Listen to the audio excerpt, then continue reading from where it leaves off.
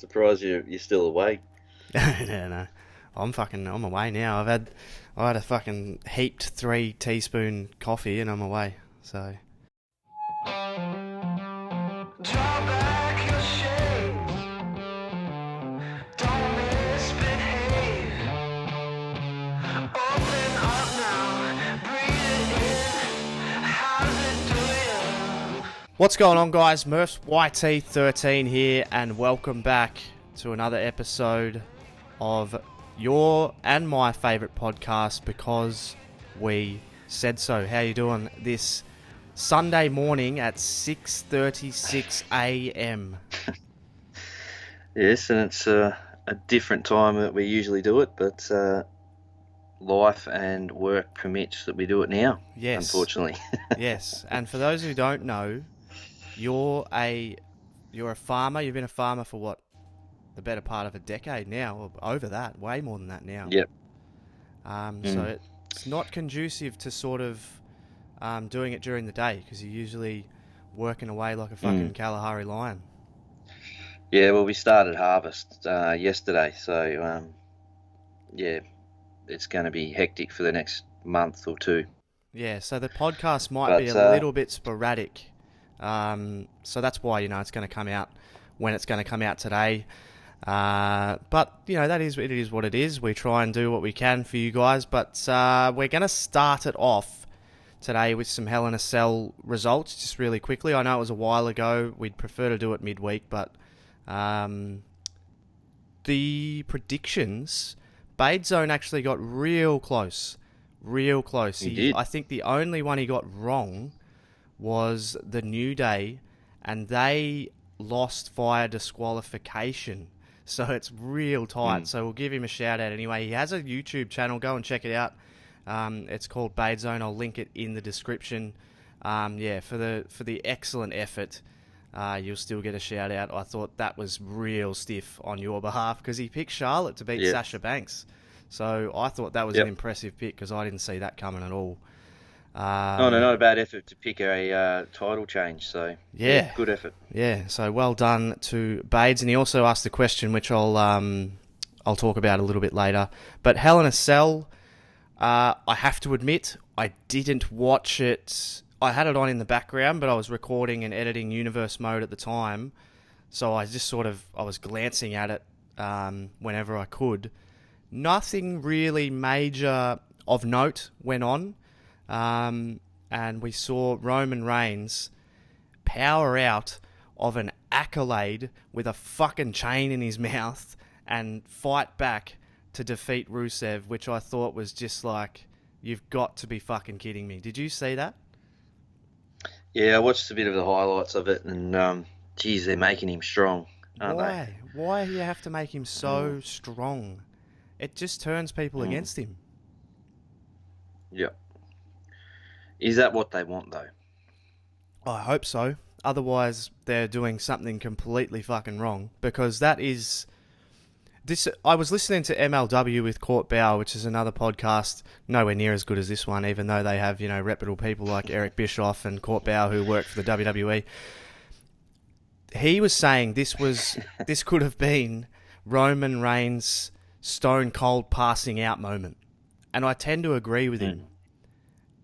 A really tough loss where Rusev looks real strong and he chokes out Roman Reigns with a fucking chain inside Hell in a Cell, takes back his United States title. Roman Reigns doesn't tap, doesn't give up, but passes out. And, I think he would have gained something from that. Do you reckon? Yeah, or it could be like we look at it like, oh, well, they're just going back on old storylines and things like that as well. So probably at the end of the day, it'd probably still turn against him. Really. No, you can't. That's a good point. You can't fucking win these days with all of us smart Mark fans watching and picking apart everything. That's a good point. But I just think sometimes what's old can be new again with the sort of the newer generation of fans. I think there's a lot of younger fans now that would not have they probably. It's a scary thought, but some of them probably wouldn't even know who Bret Hart is now, which is really scary to think that you wouldn't know who Bret Hart Mm. is. But that could be the reality, you know. Kids grew up. There's Yeah. there's kids running around that were fucking watching wrestling that were born in like 2005 now, which is just fucking mind blowing. I know. And they're watching, and you're Like thinking, you see kids that were in kindergarten having a beer with you now. yeah, I know. It's I it's know. extraordinary. You'll go to the pub and you're like, that's little fucking, that's little fucking Craig. I was walking around fucking getting me lunch at the canteen. This kid couldn't even reach the bubbler taps, and now he's having a pot. But not a whole lot of note really from Hell in a Cell. Just saw back on Roman. Yeah. Like, am I overthinking it, thinking that WWE have been really clever with the way they're doing him?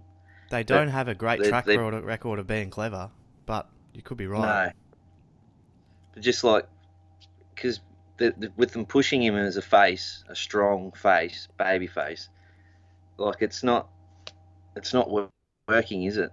So he's a heel. Is that the plan? Is that the plan with Roman to push him to turn everyone against him? But then you see on Monday Night Raw, Seth Rollins comes out and saves him. Rollins gets a huge babyface pop, and they look over at each other, and everyone's chanting "Shield, Shield, Shield, Shield." And I reckon that's the ultimate way. If you want to get a red hot babyface Roman Reigns, you put the Shield back together, but you've got Ambrose on SmackDown, so it's not possible. But there's ways to do it. But I don't know. I hope you're right. I hope that's their plan. I hope they're thinking, let's fucking force Roman Reigns down people's throats so they hate him, and then we flip him heel and he does the real heelish thing. But my thinking there is, as soon as you flip him heel, people will start cheering him because we're all fucked in the head. Yeah. So, no, they're not in a good spot with him, to be honest. It's tough. It's really tough these days because the crowd want to dictate the show. The crowd turn up to the arena now, and instead of wanting to watch the show, they want to be the show. So, because they've pushed fan interaction on Twitter and all these sort of things, so they've given the fans a voice. When we were watching in the Attitude Era, we didn't have a voice, did we? We were just like, we watch this, and the bad guy is the bad guy because they tell us he's the bad guy. And they booked it in a way where you thought, this is awesome because I hate that guy, because he's not letting Stone Cold have the title, or he screwed Stone Cold out of the title. Like, we hated Vince McMahon when we were kids, didn't we? Oh, yeah. Yeah. And, like, The Undertaker, we just hated him. Yeah. And because they did heelish things, and they had no redeemable qualities about them. And, like, The Undertaker was evil. And Austin was he was our saviour. He was the one that made the show fun, whereas The Undertaker would try and take all the fun out of it. Remember Right to Censor? How good were they? Yeah, they were well hated. I watched that Royal Rumble when Austin won. Yeah. What year was it? I can't remember the year. But he won a couple. I think it might have been 01. Yeah, it was just him and The Rock at the end. But I watched the whole match, and the Right to Censor come out, and it was just bedlam when they come out. Yeah. Just everyone hated them. Yeah. And because it was in the tits and ass era, and they would come out and cover people up with towels and stuff. It was perfect. I loved it in hindsight, but when I was watching it, I was like, fuck off. Like, you can't be serious. Like, because you'd hear that woo, woo, woo, woo, woo, woo, and you're like, oh, here they fucking come. And they generated, like, that real, like, that guttural, like, boo from the crowd because they just wanted to see Tori Wilson's tits, and I don't blame anyone for that. I'll never begrudge anyone wanting to see Tori Wilson's tits.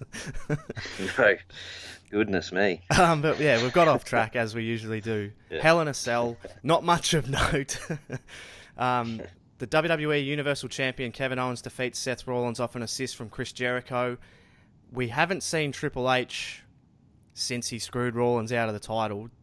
Do you think that was just a quick Band-Aid to bring Triple H out for that moment, or do you think they have something in mind? No, I just think it was... the show was flailing a bit. Ratings, so forth. I was reading somewhere that they reckon Monday Night Football is giving him a bit of a peppering that's been the case at for the moment. 20 years though. They've always been Yeah. on against football. They don't. I was reading that they don't think they'll bring Triple H out until that's over.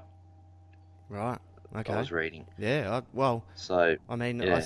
I just think they've been competing with football for as long as we've been wrestling fans, because Monday Night Football's been around for a fucking long time, and it's the most popular.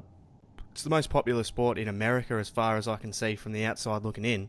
So you're always going to be competing with Monday Night Football, but the That's ratings. why Vince made that football league. The That XFL. road football This league. is the XFL. And he had fucking JR commentating the XFL, and it flopped. They lost a fucking lot of money on that, didn't they? Jesus. Oh, yeah. Anyway, back on track again. Brian Kendrick defeated TJ Perkins to win the Cruiserweight Championship. Interesting little finish that they did there. That's going to be sort of a continuing feud. Cesaro and Sheamus defeated the Raw Tag Team Champions New Day via disqualification. Odd one, that one, because New Day sort of played the heels, but Cesaro and Sheamus are kind of baby faces as well, so it kind of, I don't know. I was a bit confused by that whole thing. They are a bit of a tweener though, the New Day. Yeah, they do polarize a little bit because they try and appeal to the kids, but they tell adult jokes. So I think they do sort of strike a good balance there. They sell those unicorn fucking headbands, and then they'll talk about dick jokes and stuff like that. So I love the New Day. I reckon they're awesome. I love watching them. And they gave the women the main event. What did you think of that? Yeah. You know what I think about that, but no, good on them. Like, it was a historic moment, I suppose. I saw Serblay on Twitter, who's got a great YouTube channel, Great Universe Mode. You should go and check him out. I quite often talk about Serblay. He made a good point on Twitter. They should have flat out promoted this as the main event instead of just sort of putting it on. Because nobody knew that this was going to be the main event. And I think to really make it historic, you've got to say, for the first time ever, we've got two women headlining a pay-per-view, and try and sell it on that rather than just say, well, we've got a triple main event. You know, it's almost like they don't trust them, even though they're putting it on a subscription service where everybody's got it anyway. It's not like you're selling pay-per-views anymore. So it's sort of, I don't know. It didn't make a lot of sense to me to not just, and I agree with Serblay on that. They failed in promoting it as the main event, which sort of, but fuck, we're nitpicking. They went on last. They had a good match. But Charlotte pins Sasha Banks after kind of an awkward finish. And wins back her women's championship. So Sasha Banks loses to Charlotte again. I think they see more money in Charlotte as the champion, to be honest. I don't think... I think because Charlotte... I heard a good comment, again, on MLW Radio, which is the inferior podcast to this one.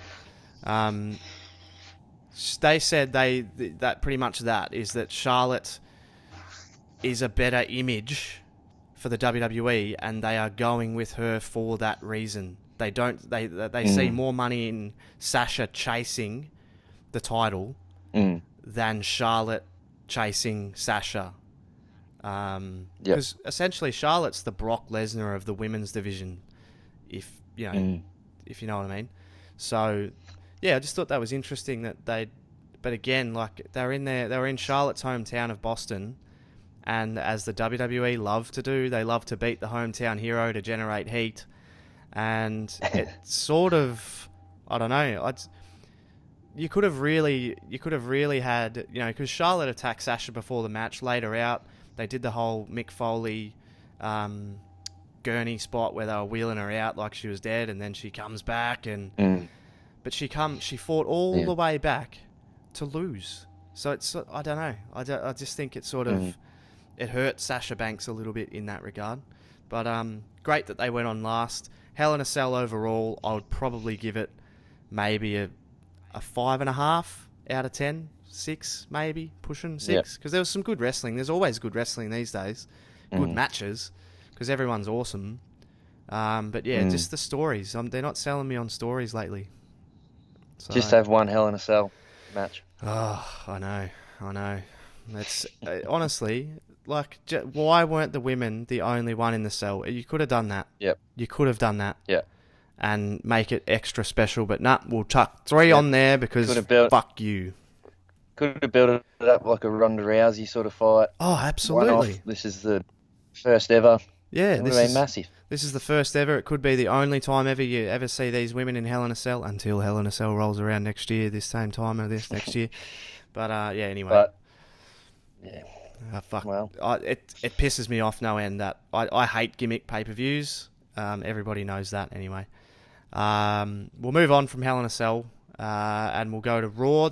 We've got Raw and SmackDown. Just 2 quick bullet points from Raw and SmackDown. They were the only things that I sort of saw of note. On Raw, we had Goldberg. Yeah, Goldberg taking a trip to Botch City. It's awkward, isn't it? It's hard to watch. It's hard to watch. He should have just left the wrestling until the pay-per-view, I believe.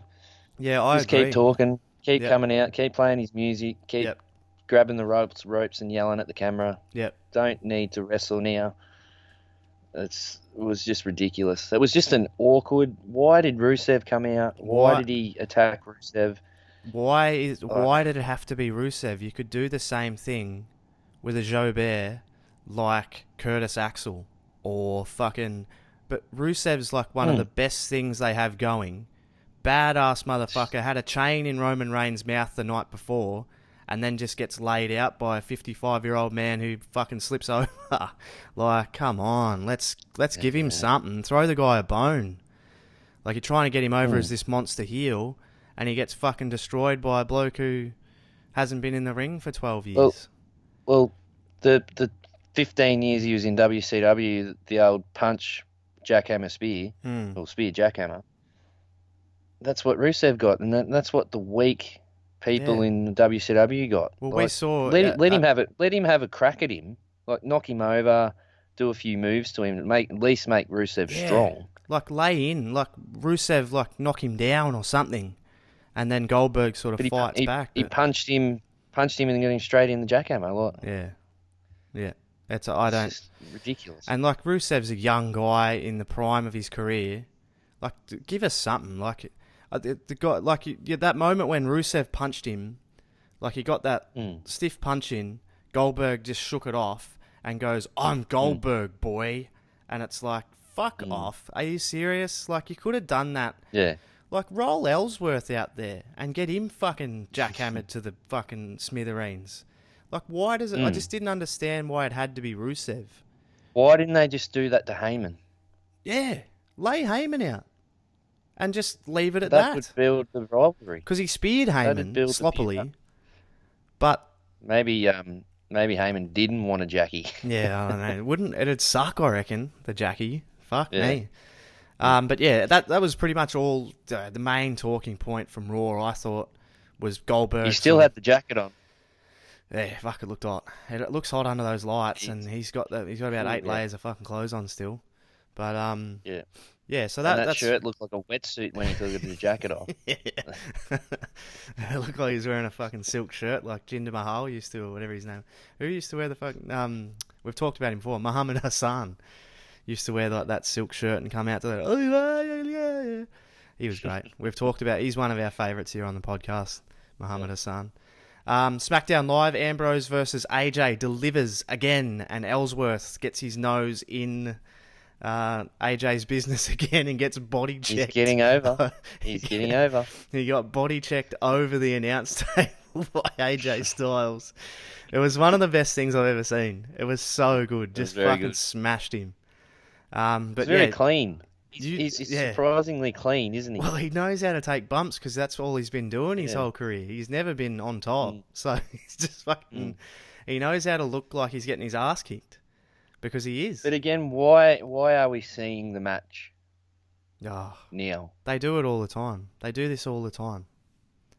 It's because they've got no one else. So they, you know, that it's been this way in the WWE for so long now that, you know, you've got this, like, okay, you're in a feud, so you'll wrestle 8 times before the big match, and then the big match doesn't mean anything. So, it's like Rusev and fucking Reigns. How many times have we seen that over the last few weeks and last month or so? So, but anyway, you could watch that match over and over again. They're fantastic together, Ambrose and AJ.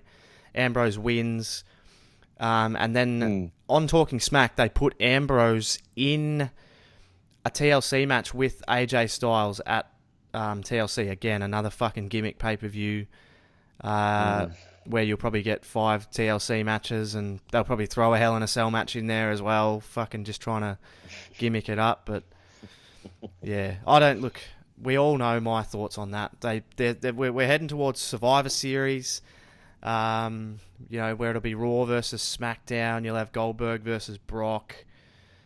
I don't know, man. There just doesn't seem to be a whole lot of heat behind it. You know, Survivor Series used to be... Was it Survivor Series 01 that Austin came back? He returned... Did he make a return at Survivor Series? Or was that when he got run over by Rikishi? I did it for The Rock. Yeah. I think it might have been at Survivor Series he got run over. That sort of shit. Huge angles used to go down at the Survivor Series, but now it's just like, well, we'll throw 5 against 5, and it doesn't mean anything. There was a NWO versus sort of WWE Legends, wasn't it? Yeah, I think I remember that. 1 year. Yeah. That was a good one. Yeah. My theory is that the Survivor Series should be leading towards the Royal Rumble or something. Like the winner of the Survivor Series, whether it be Raw or SmackDown, I don't know, gets the main event of WrestleMania. So Raw will main event WrestleMania if you win the Survivor Series, or something like that. Yeah, just put something behind it. It's a weird thing, isn't it? Like it doesn't mean anything if you win. Whereas if you let's throw this out there. How about if SmackDown wins the Survivor Series, the 5 members of the SmackDown team then face each other for the number 1 spot in the Royal Rumble, or the 30th spot in the Royal Rumble. So the winner of that 5-man match gets the number 1 spot in the Royal Rumble. How about we do that? Just so there's something on the line, rather than just, SmackDown's better than Raw, which we already knew, because people have already picked their favourites. So it doesn't. And plus, you're watching Raw on Monday and SmackDown on Tuesday. So it's not like people are watching both shows. So it's not like, there's no heat there. There's no fucking, I don't know, just put something behind it. Put something on the line. But, SmackDown Live, Ambrose AJ, fantastic match. Ellsworth gets body checked into oblivion and dragged out. The image of him getting dragged up the ramp and smiling was both the most fucking cringeworthy thing I've ever seen, and one of the best things I've ever seen as well. They're doing great work on SmackDown Live. It's an easier watch. It's a shorter show. And, I really like it. I really like SmackDown Live. And the Miz and Daniel Bryan. Oh, yeah, that was good. That was a good piece. That was a good piece. Yeah. Like the Miz's Miz wife is doing great work. Is a good piece as well. Yeah. But I think he's doing very good work, Miz. Fuck yeah. He's probably the best mic man in the business at the moment, I think. No one cuts scathing promos like The Miz. He's awesome on the mic. And I reckon one day The Miz will make a phenomenal manager for someone. I reckon he could be a Paul Heyman-esque manager when he's done in the ring, because he's talking. Well, he pushes the boundaries. Yes. He's not afraid to touch where most wrestlers wouldn't go with these promos. And that's like getting stuck into Brian about his depression on the Total Bellas or whatever it is. Yeah, why don't you go back and do what you do best, and that's moping around John Cena's house on Total Bellas. It's brilliant. It's brilliant. Yeah. And it's, because nobody says that anymore. Nobody cuts it close to the bone. And, they would have talked about it backstage. They would have, Brian would be encouraging this sort of thing because it gets Miz over. Vince would have loved that, because it not only is it really heelish, he gave it a plug as Oh, well. exactly. So, And that's the brilliance of Miz. It really is. He has really turned me. You know, I looked at him a few months ago. I was like, he is a mid carder at very best.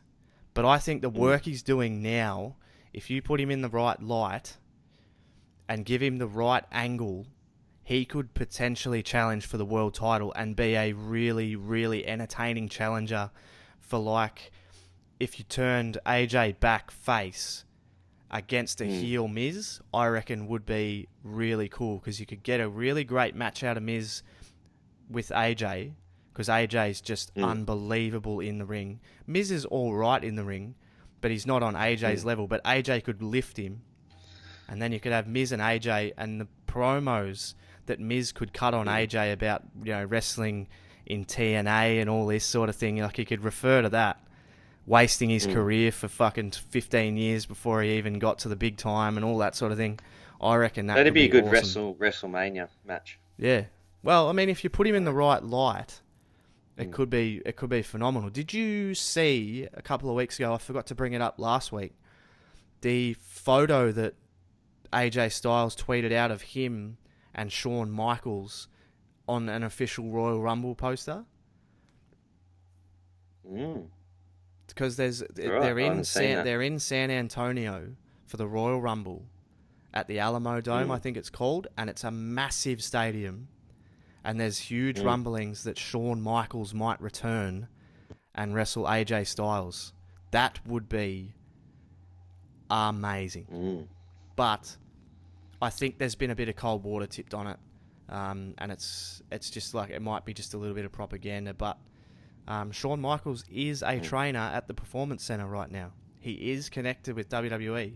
So yeah, can you imagine that, waltzing in your first day of training and HBK standing in the ring? You'd be like, wow, okay, this might be.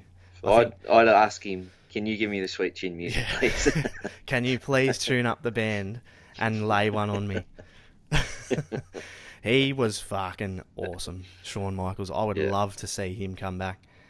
But yeah, that's pretty much your lot for the reviews. So we got a question from Bade Zone, who got frighteningly close to the predictions. He said he wanted me to speak about how I do my commentary and recording, and what I use to record my gameplay, and what mic I use. So just quickly, what I do with my commentary, like, because he asked, do I commentate during the gameplay as it's recording? No, I don't. I edit the entire show all together at once, and then I will pretty much just hit record on the mic and do it. Most of the time I'll do the whole show just one take. So I'll have little cues that I'll put in the video for things that I need to remember to talk about during commentary and stuff like that. But all of my commentary is done post. So I'll record all of the matches and edit them all together, splice the whole show together, and then I will record my commentary most of the time one take, unless I...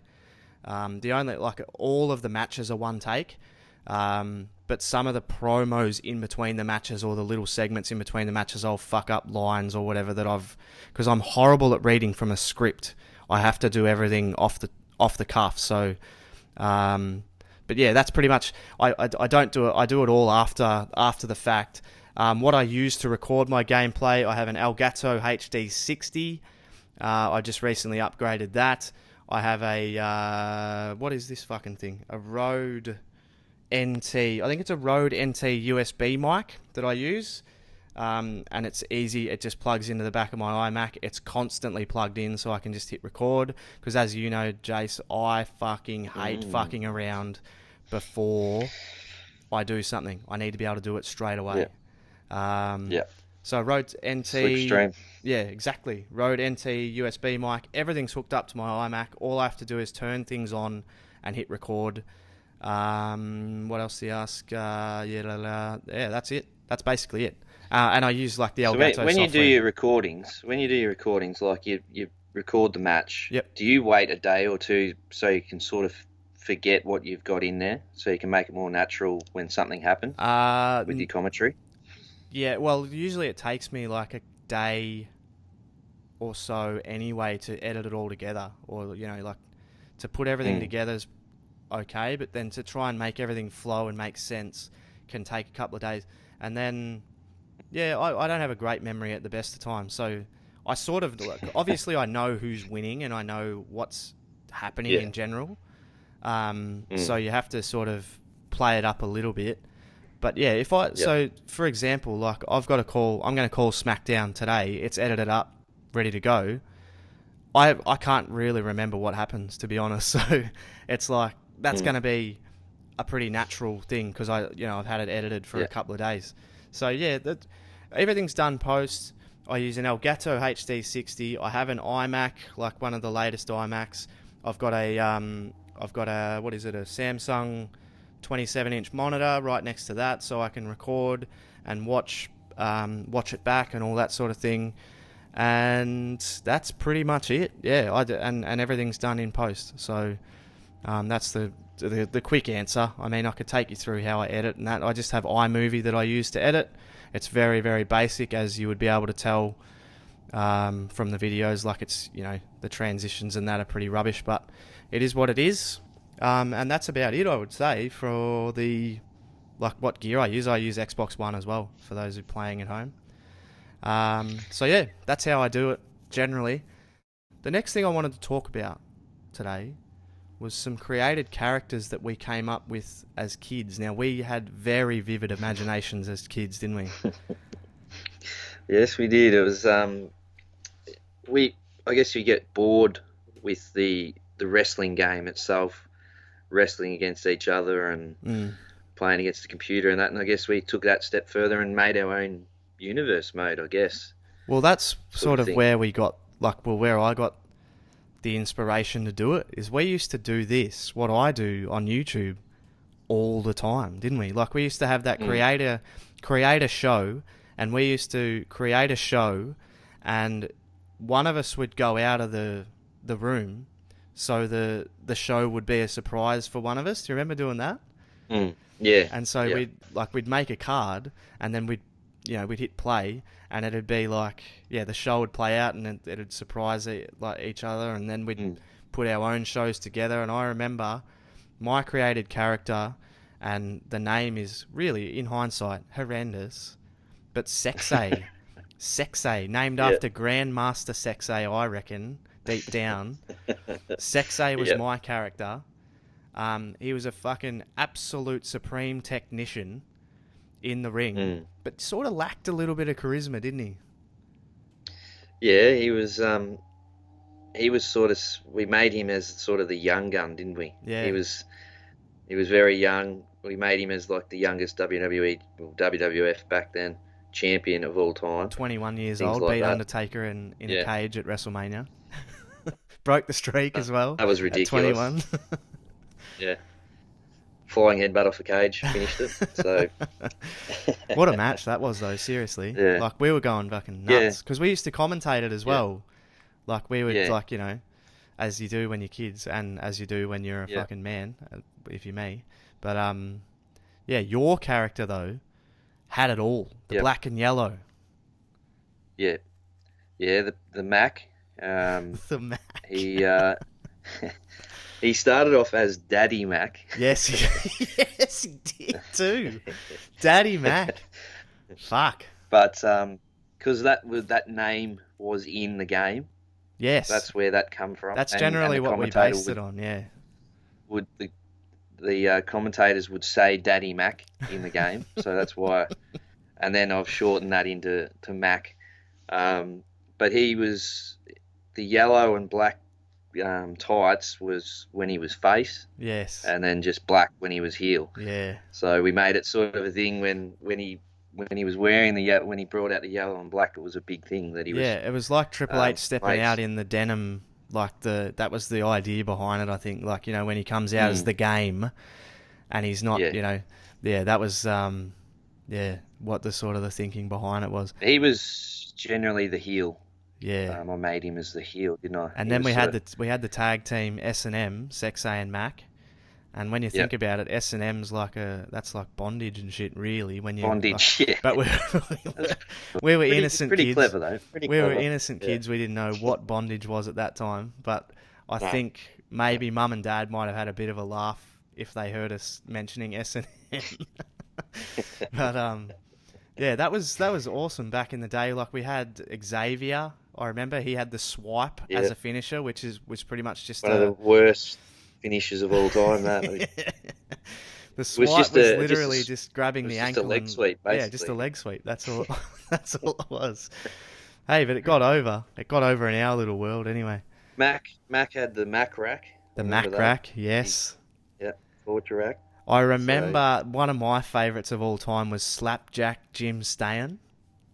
Yeah, I've got him written down here. Slap. And what was his name? What was his finisher's name? The Slappy Jackie or something like that?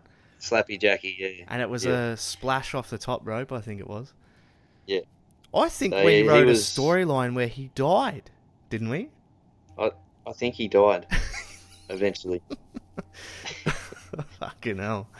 We had very vivid imagination. I reckon he'd be in TNA somewhere. Yeah. If he was real. I reckon if he was real, he would be on TNA Creative, like sitting backstage with Billy Corgan suing TNA or something right now. But yeah. Anyway, let us know some of your created characters in the comments below. And link me photos and videos if you have a YouTube channel. Send me them on Twitter at MurphsYT13. I'm always I've still got an interested. old WWE game here. I might take a photo of Mac, the one I made. Yeah, do that and post it next week, and I'll retweet it. Yeah, I haven't got any images of Sexay. I don't think he was. Didn't I made him. He was Stone Cold's brother. His actual shoot name, if you will, was Travis Williams. So he was always Steve Williams' brother, Stone Cold Steve Austin's brother. Yeah. Which was just, when you're kids and you love Stone Cold, you want to be as close to him as you can.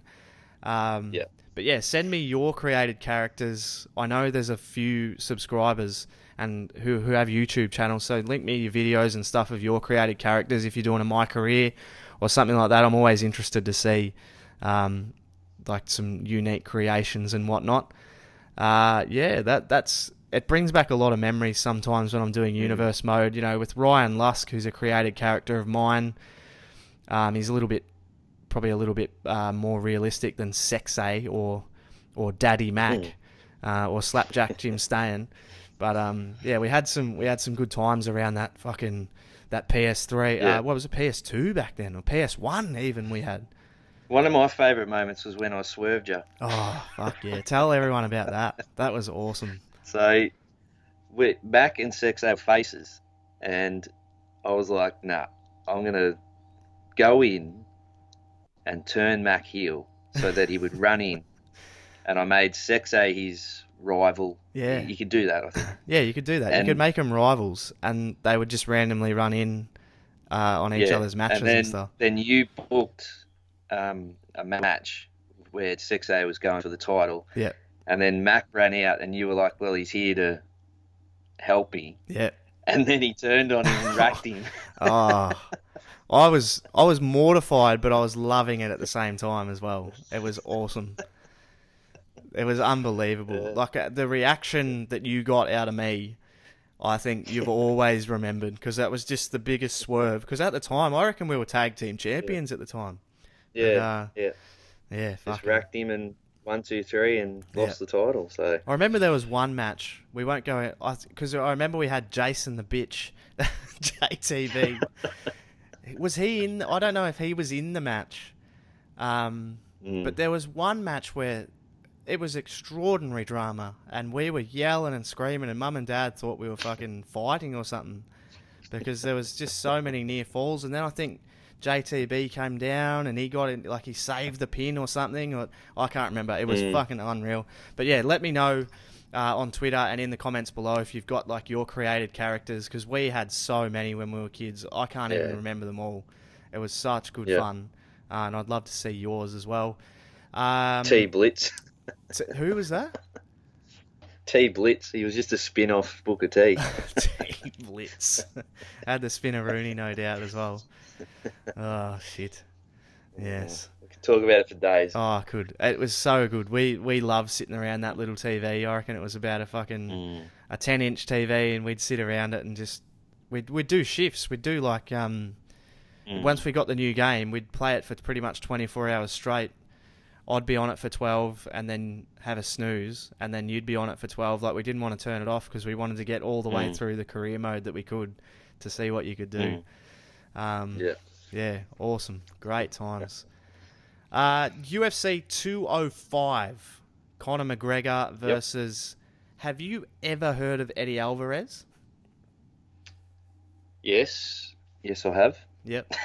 I actually heard him on it wasn't Joe Rogan's podcast. Kale Sonnen. Yep. Chael? How do you pronounce his name? Chael Sonnen. Chael. Yeah. Yeah, I heard him on his podcast, and he believed that Eddie Alvarez is the best in the UFC, right, pound for pound. Because I'm familiar with the name. I think I've seen him fight once. He's a straight up and down motherfucker, Eddie Alvarez. He treated Dos Anjos with quite disdain. He flogged him. Yep. He really did. I think that's the fight I saw.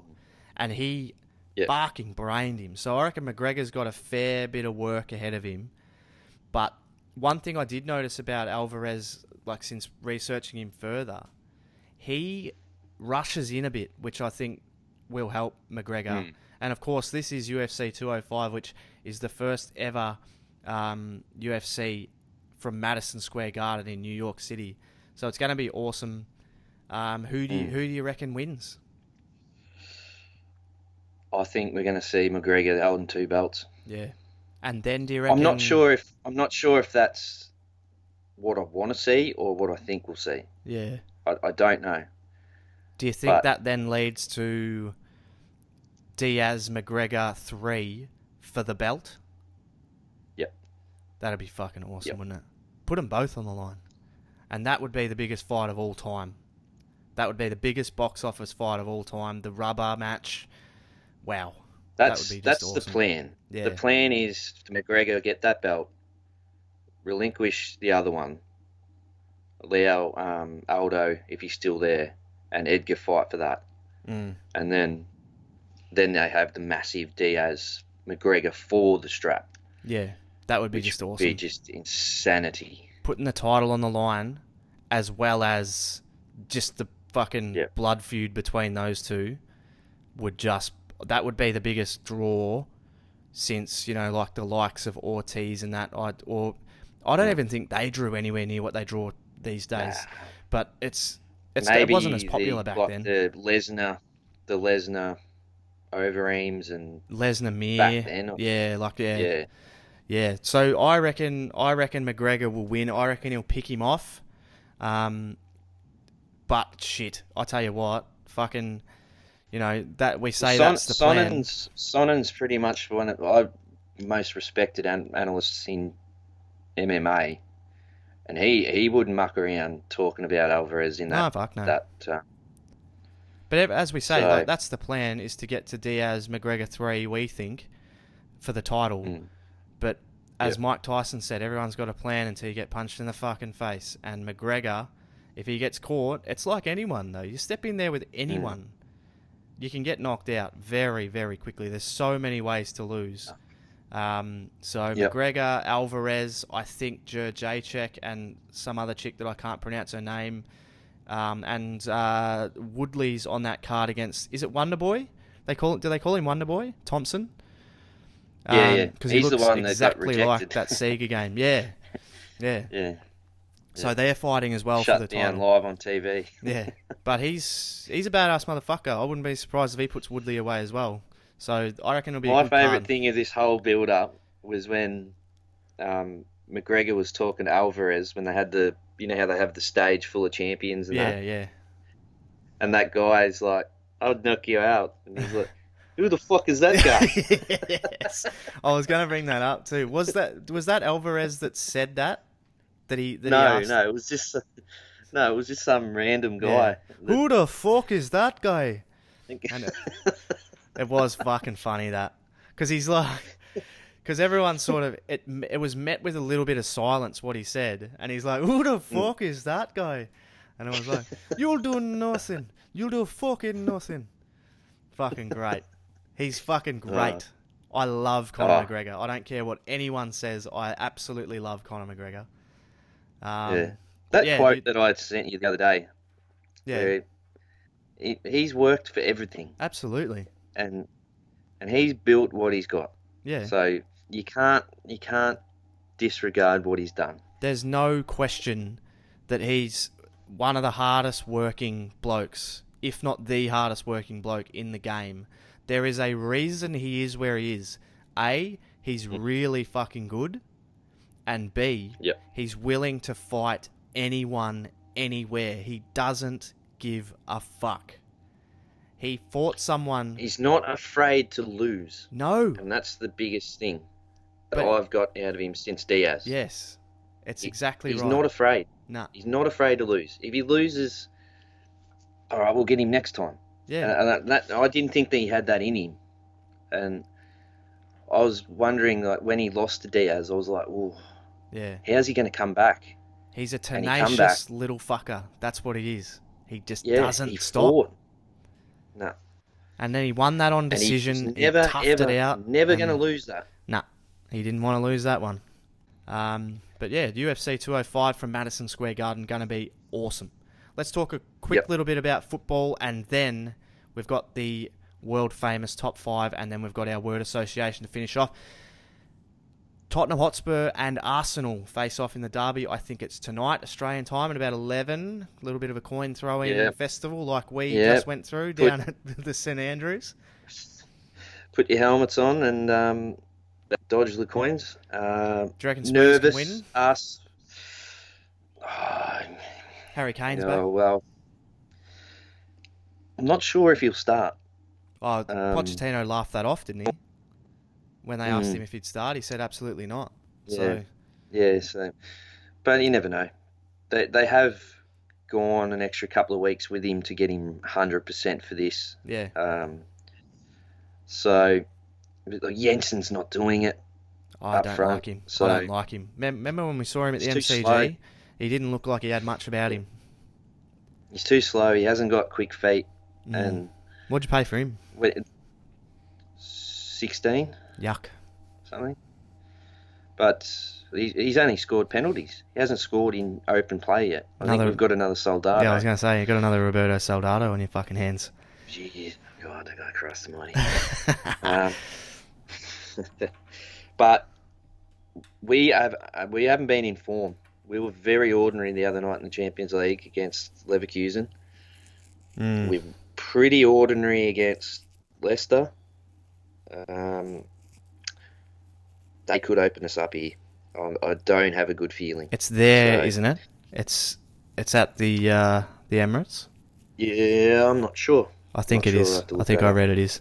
The facts aren't strong, as everybody knows on this show.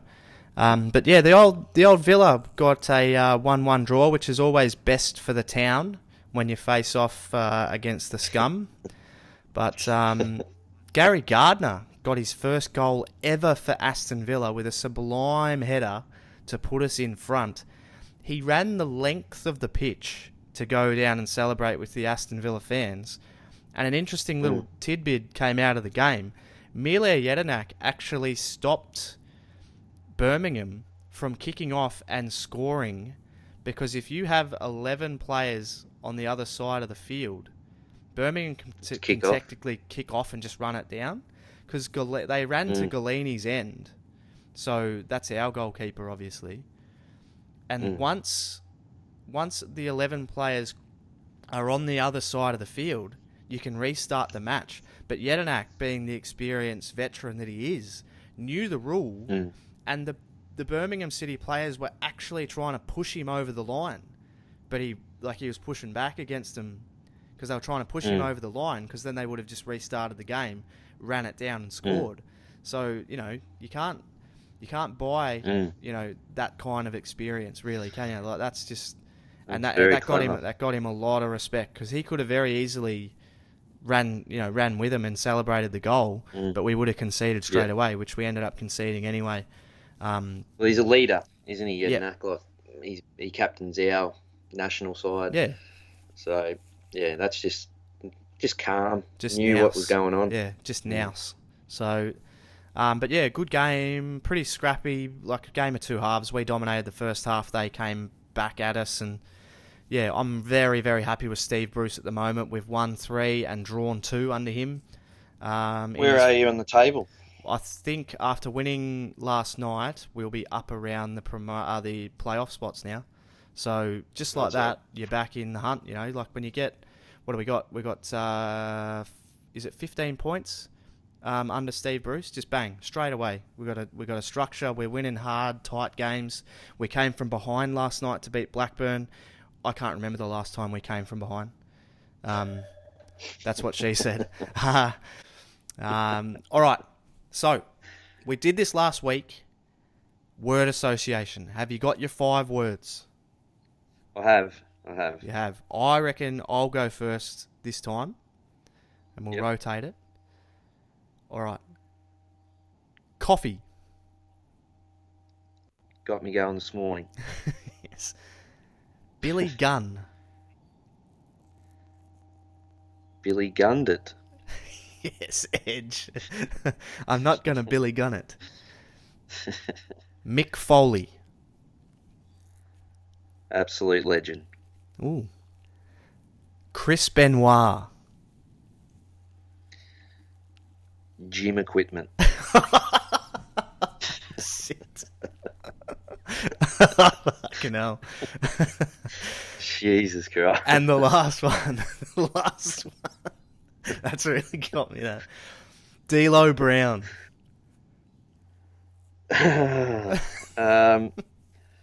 What was his finisher? The fucking frog splash. It was very clean. Yeah. No, it was like a pump up powerbomb thing. He was a very clean worker. Yeah. He was very good. He broke Droz's neck though. Yeah. Yeah. all that aside. Anyway, he was very good. Yeah. This is very dangerous. Yes. It is. That's what I love about it. That's what I love about it. Yeah. All right, All my right. turn. Number 5. WWA. Ooh. Sabu nearly killed me in the front row with the barricade. Montreal Screwjob. Bret Hart spitting in Vince McMahon's face. Squack.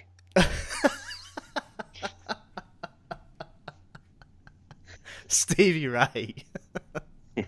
Nobody will get that. No. Gravy. Gravy.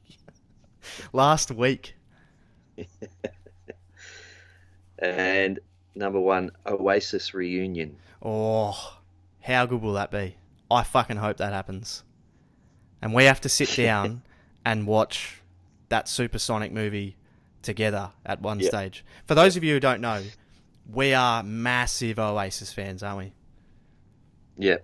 Oh, I think there'd be a fair few of them out there too. Hopefully, yeah. They're pretty well known, I'd say. If you're not an Oasis fan, click that little red button and fuck off. I'm joking, of course. Yeah, no. So that'll do us for that word association is very fucking dangerous. Gym equipment. Oh yeah. Are you kidding me? Jesus Christ. I apologise to the friends and family of Chris Benoit. Oh, fuck Chris Benoit. It's all about his wife. That was fucking horrible. Yeah, I know. Anyway, fucking Chris Benoit. Shit, yeah. I should have left Benoit till last. We should have left it on that. Anyway. It was ages ago. Fucking get over it. Surely we're past it. Anyway. All right, guys. Well, that'll do us. We've gone another hour here, which I didn't think we'd get to, but we've done another hour. Yeah. We've gotten through it. It's early still, believe it or not. I'm going to go and make another. Yeah, you got to go to work. I got to go to work tonight, but I'm going to make another 10 coffees and do a little bit more editing and all that sort of thing. And hopefully this gets out there relatively quickly. But as always, guys, thank you so much for listening. And give yourselves a ho, because that's what we. Ho. Thanks for joining us. It's been a weird one, but I think it's been good. Still hasn't taken off that hoe, has it? Nah, won't. It will never. See you guys. Losing control.